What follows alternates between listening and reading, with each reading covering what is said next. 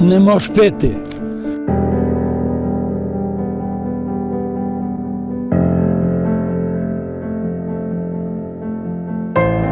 Коли останній цигарет ліг загас у погрі з вином, коли мій старий цимбор Еміл заспав зелений над відром, коли на двор на локтях цабав, на воздусі я ліпше сплю, то гдем собі подумав, люди, та начто я як марга п'ю?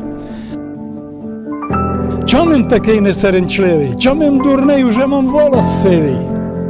Чом дідо мій ходив до церкви, а я от п'янки мусив мерти? Чом мій отець не мав гризоту, а мене вуверли з роботи? Чом Нико з файти ніч не пив, а я докуси збісив? Та чом я гойкам чом і б'ю до цимента чолом?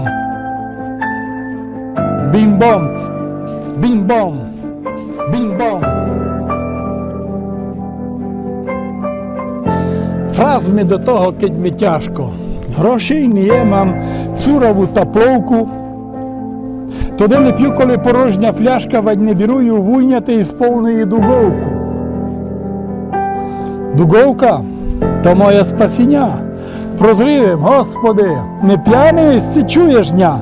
Заткайлим фляжку, пане мой, забий до неї грум, вадь. Най не тече з неї вино, сам я не заткам, я гуно. Не можеш пити.